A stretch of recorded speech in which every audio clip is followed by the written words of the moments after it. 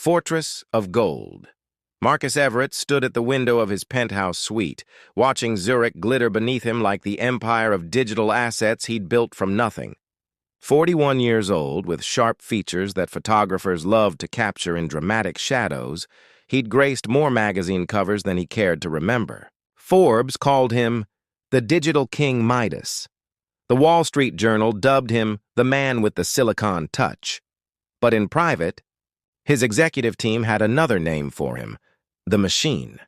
He adjusted his platinum cufflinks, not for vanity, but precision. Everything in Marcus's world required precision. The markets demanded it, his shareholders expected it, and most importantly, he demanded it from himself. His assistant Vivian knocked twice before entering. "The helicopter will be ready in 10 minutes, sir. Your speech notes are uploaded to your secure server." Any changes to the attendee list? His voice was smooth, practiced, a tool he wielded like any other. "None. All 37 tech ministers will be present. The World Economic Forum is giving you a 20-minute slot, not the 15 originally scheduled." Marcus nodded, already mentally reallocating his presentation timing. Numbers, metrics, projections, these were comfortable territories. Predictable landscapes he navigated with ease. People, however, were variables he preferred to control from a distance.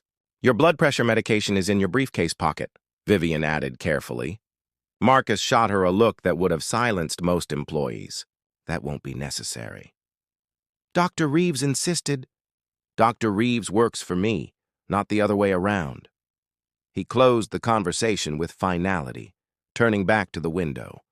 4 hours later, Marcus stood before the assembled global technology ministers, his presentation on quantum encryption flawless as always. The lights of the conference hall felt unusually bright, but he pushed through, detailing how his company's innovations would revolutionize data security for governments worldwide. "The future of national security isn't in physical borders," he explained, gesturing to the holographic display behind him. "It's in the invisible barriers we—" A strange sensation rippled through his chest. Marcus paused, reaching for his water. The room tilted slightly. Murmurs from the audience reached him as if through water. "Mr. Everett? Are you all right?"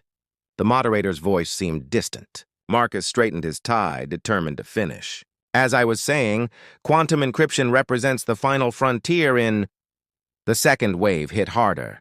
His vision narrowed to a pinpoint, the faces before him blurring into a sea of concern.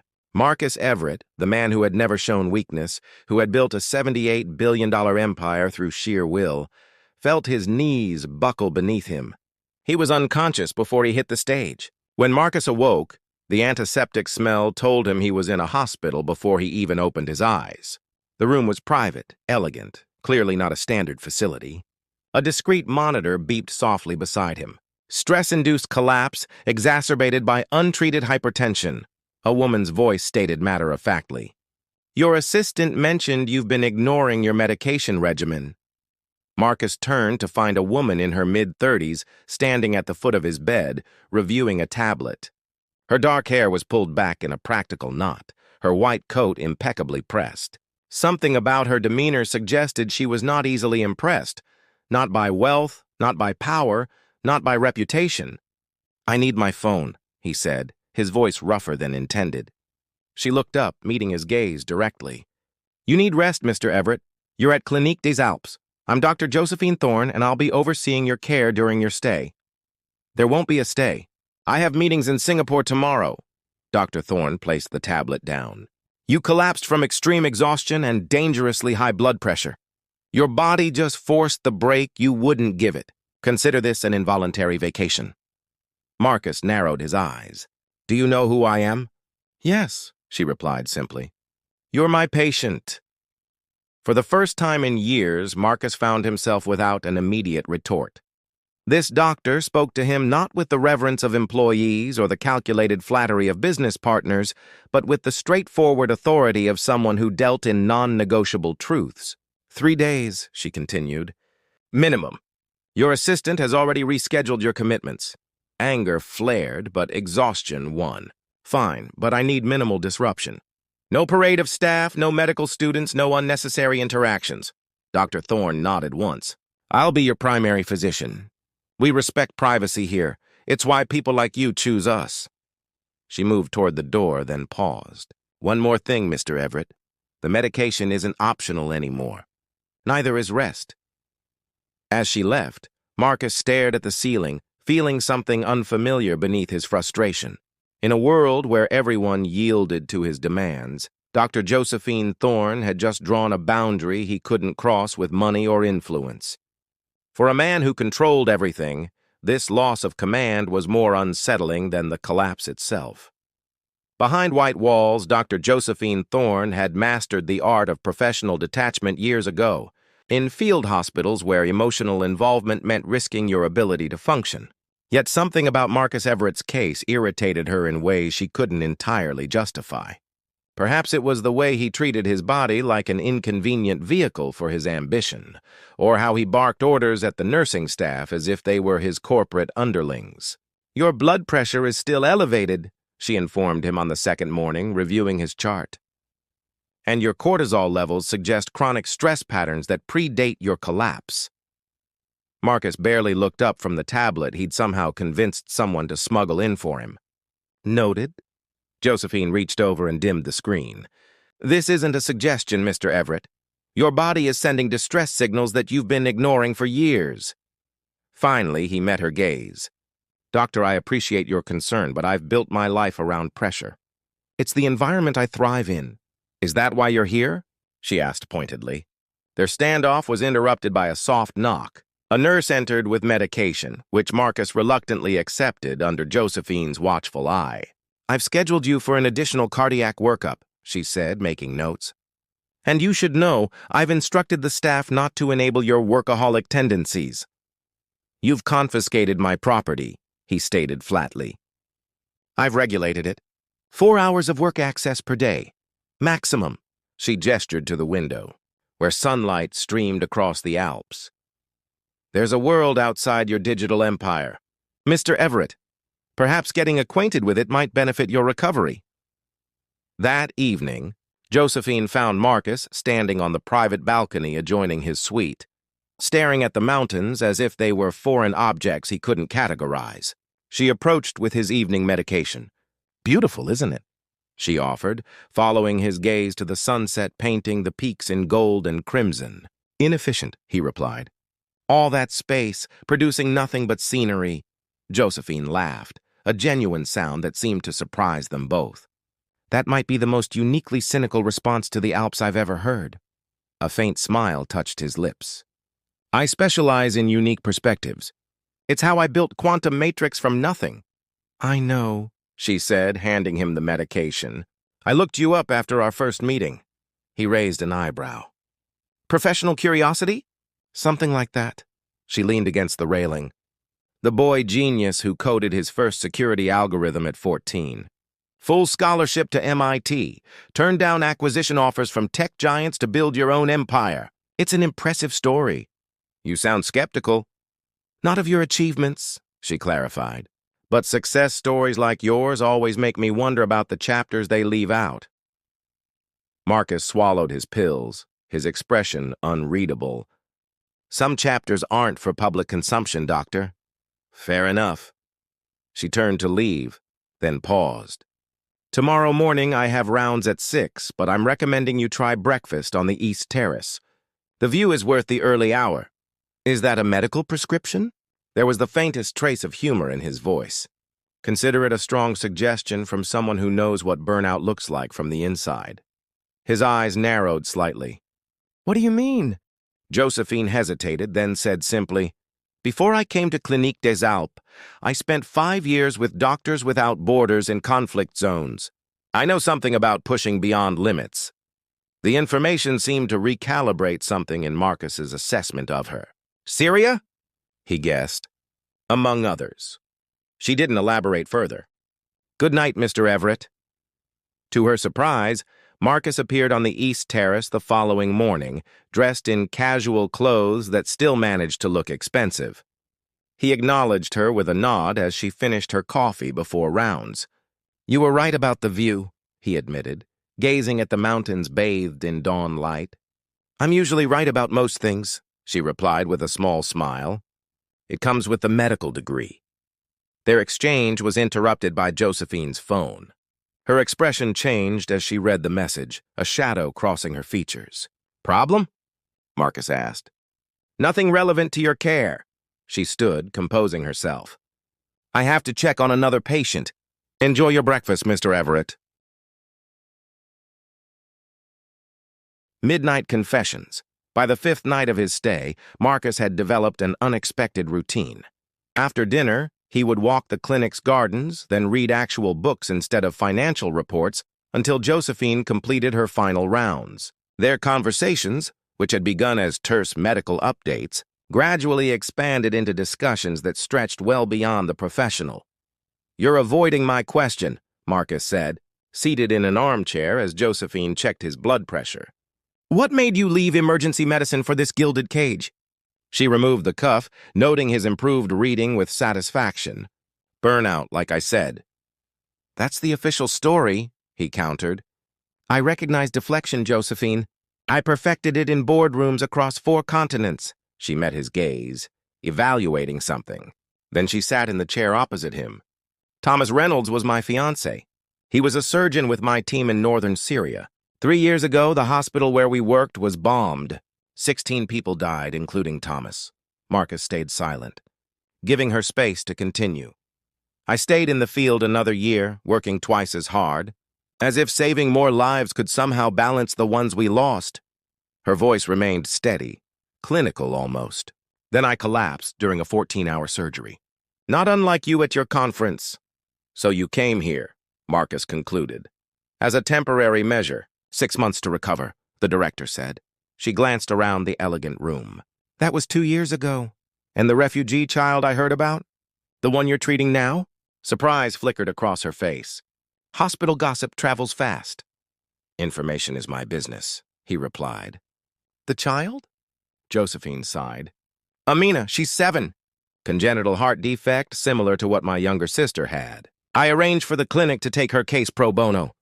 "Did your sister survive her condition?" "No." Josephine's answer was soft but direct. "She died when I was 12. It's partly why I became a doctor." Marcus absorbed this, connecting invisible threads between her experiences and choices. "So you save others because you couldn't save her." "That's reductive," she countered, "but not entirely inaccurate." "Why did you build your empire, Marcus? What drives someone to achieve what you have?" He hadn't expected the question to be turned back on him. In the dim light of his suite, with only Josephine present, the practiced narratives he fed to journalists felt hollow. "Control," he finally said.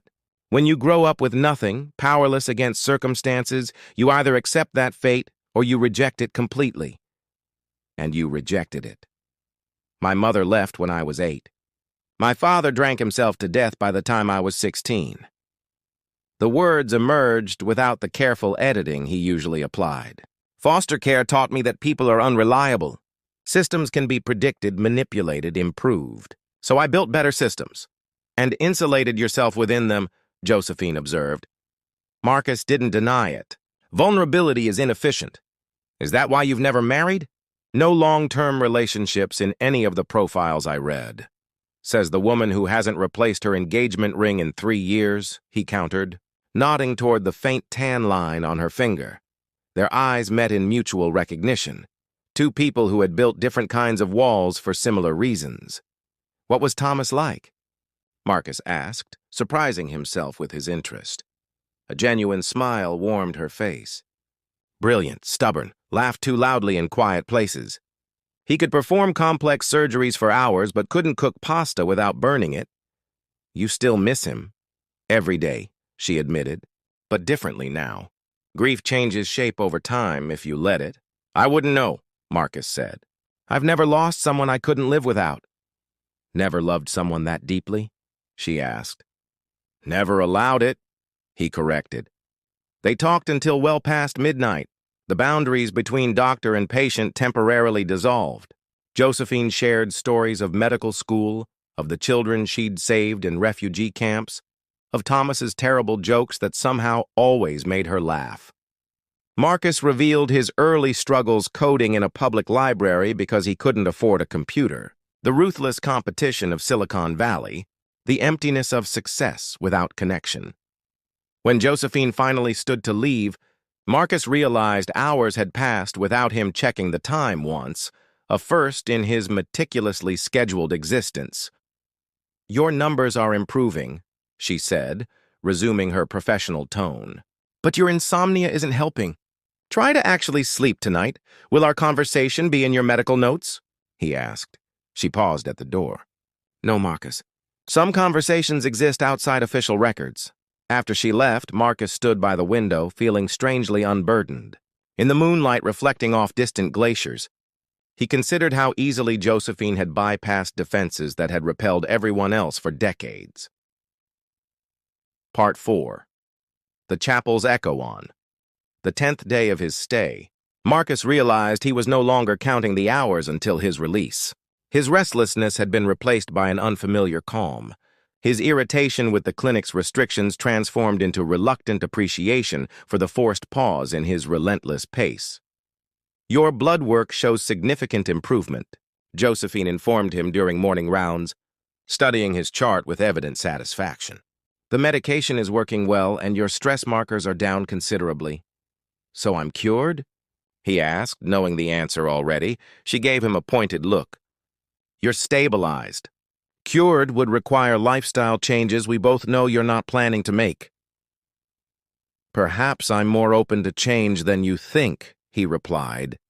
Watching her reaction carefully, before she could respond, her phone chimed with the specific tone Marcus had learned meant emergency. Her expression shifted instantly. "Amina?" he guessed. Josephine nodded, already moving toward the door. "Her latest test results came in. I need to review them with the cardiac team." "Go," he said simply. "I'll be fine." Throughout the day, Marcus found himself distracted by thoughts of the little girl he'd never met and the doctor who was fighting to save her. By evening, when Josephine hadn't appeared for their now customary conversation, he ventured from his suite seeking information. A sympathetic nurse informed him that Dr. Thorne had been in consultations all day. "The prognosis isn't good," she whispered. "The same complication that took her sister." Marcus thanked her and continued walking, with no particular destination in mind. The clinic was quiet at this hour, most patients retired to their rooms. His wandering led him to a small chapel tucked away on the ground floor. A serene space with simple wooden pews and stained glass that caught the last rays of sunset. He hadn't intended to enter, having abandoned any notion of higher powers long ago. But through the partially open door, he saw Josephine sitting alone in the front row, her shoulders curved forward, head bowed. Marcus hesitated, feeling like an intruder on a private moment. As he turned to leave, he heard a sound that stopped him, a muffled sob, quickly suppressed. Josephine Thorne, the composed, brilliant doctor who commanded respect from everyone at the clinic, was crying. Not the dramatic weeping portrayed in films, but the quiet, devastating breakdown of someone accustomed to bearing pain in silence. Without conscious decision, Marcus entered the chapel. His footsteps echoed softly on the stone floor, but Josephine didn't turn. He sat beside her, leaving space between them, offering no platitudes, no awkward reassurances. After several minutes, she spoke, her voice barely audible. "We don't have the right equipment for the procedure she needs. The specialist who could perform it is in Boston. Even if we could arrange transport, her condition is too fragile for travel." Marcus listened, understanding that she wasn't speaking to him, so much as voicing the impossible equation she'd been calculating all day. "It's the exact scenario from 20 years ago with Elena, my sister," she continued. "Different continent, different child, same outcome. All my training, all my experience, and I still can't—" Her voice broke. "You can't save everyone," Marcus finished for her. "I know that intellectually," she whispered. "But accepting it is another matter entirely." "What would you need?" he asked. "To save her, what precisely would you need?" Josephine turned to him, her professional mask temporarily stripped away, revealing raw pain and exhaustion. "A miracle, or its medical equivalent, specialized equipment that costs millions, a surgeon who's booked months in advance, and a way to transport both here within 48 hours. Marcus nodded, absorbing this information with the same focus he applied to complex business problems. I see. They sat in silence as darkness fell completely, the chapel illuminated only by small votive candles. Josephine gradually composed herself, wiping away tears with clinical efficiency. I'm sorry, she said finally. This was unprofessional. No, Marcus replied, his voice unusually gentle. This was human. Something unexpected happened then. As he looked at Josephine, her strength evident even in her vulnerability, her dedication unchanged by repeated heartbreak, Marcus felt a pressure building in his chest, different from his medical symptoms. A tightness rose to his throat and to his shock. He felt moisture gathering in his eyes. Marcus Everett, who had remained dry-eyed at his father's funeral, who had never allowed emotion to interfere with decision-making, found himself crying. Not for his own pain or past losses, but because he could finally feel the weight of someone else's suffering. Josephine stared at him, momentarily forgetting her own distress. Marcus? Where healing happens, 3 days after the chapel, Marcus was officially discharged from Clinique des Alpes. His final checkup with Josephine was brief, professional, neither mentioning the emotional moment they'd shared. Continue the medication, she instructed, handing him his prescriptions. And schedule follow-up appointments with a cardiologist. Marcus nodded, studying her face. She looked tired but composed, having thrown herself back into work after the crisis with Amina. How is she? He asked. A smile brightened Josephine's exhausted features. Recovering remarkably well. The procedure was successful. I'm glad, he said simply. It was extraordinary, Josephine continued. The specialist from Boston suddenly became available. Someone donated the exact equipment we needed, had it airlifted here within hours. The clinic's director doesn't even know who authorized the expense. She gave him a knowing look. Marcus maintained a neutral expression. Sometimes miracles happen.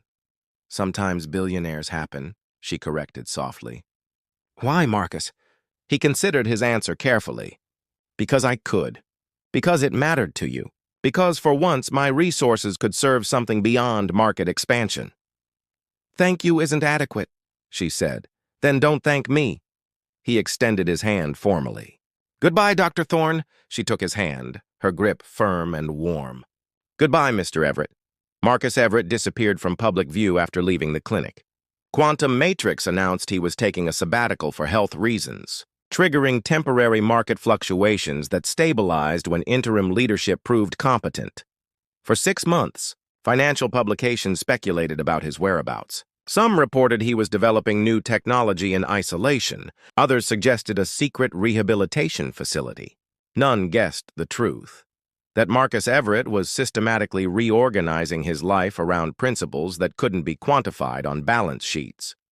Josephine continued her work at the clinic, expanding the program for treating refugee children. She received an anonymous donation, establishing a permanent fund for cases like Amina's, but didn't allow herself to dwell on who might have provided it. In late autumn, she requested leave to join a medical mission to a region recovering from catastrophic flooding. The director approved reluctantly, extracting a promise that she would return this time. The disaster zone was organized chaos, temporary medical tents, relief workers from various organizations, local volunteers translating for displaced families. Josephine fell easily back into the rhythm of emergency medicine, working 18-hour shifts in conditions that made the clinic seem like another universe. On her 3rd day, she was summoned to the main coordination tent to consult on a difficult case. Pushing through the flap, she stopped abruptly at the sight of a familiar figure studying logistics maps with local officials. Marcus wore simple clothes appropriate for field work, his expensive watch replaced by a utilitarian model, his formerly perfect haircut grown slightly longer. He looked up, unsurprised by her arrival. Dr. Thorne, he greeted her calmly, your expertise is needed for a pediatric trauma case in Tent 3. She followed him outside, questions tumbling over each other. What are you doing here? How did you know I would be here? Why? I've been funding relief infrastructure in vulnerable regions. he explained, walking briskly. My foundation coordinates with medical teams to ensure resources reach those who need them most. Your foundation? She repeated incredulously. Since when do you have a foundation? Since I reorganized my priorities. He stopped, turning to face her. You asked me once what drives someone to achieve what I have. I gave you a partial answer. Around them, the camp hummed with activity. Doctors and nurses tending patients, families seeking news of loved ones, volunteers distributing supplies. Life in its rawest form, stripped of pretension. Control was only part of it, Marcus continued. The deeper truth is that I built an empire because I thought it would fill the emptiness. It didn't. Nothing did. Until that moment in the chapel when I finally understood what you already knew. Which is, Josephine asked softly, that real power isn't in isolation. It's in connection, in feeling someone else's pain and doing something about it. His eyes held hers steadily. You showed me that, Josephine. A medical alert sounded, breaking the moment. Josephine's training kicked in automatically as she turned toward the emergency. We need to go, she said. Marcus nodded. I'll be here when you're finished. I'm not disappearing again.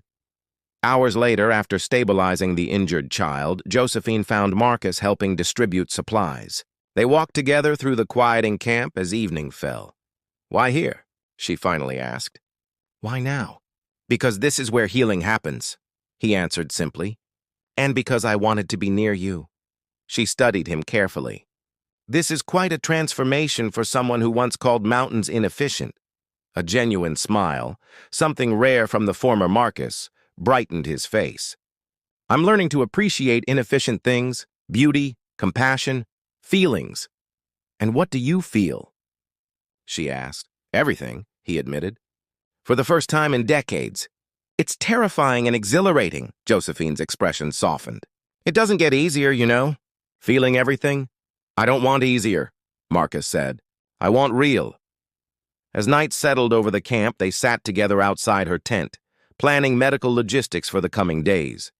Their shoulders touched occasionally, neither pulling away. There was no dramatic declaration, no promises of forever. Those would come later, in their own time. For now, it was enough that Marcus Everett, who had once built walls of wealth and achievement to protect himself from pain, had learned that the heart's greatest strength lies in its willingness to break, not just for itself, but for others. And Josephine Thorne, who had spent years healing everyone but herself, discovered that sometimes the most unexpected people bring exactly the medicine we need.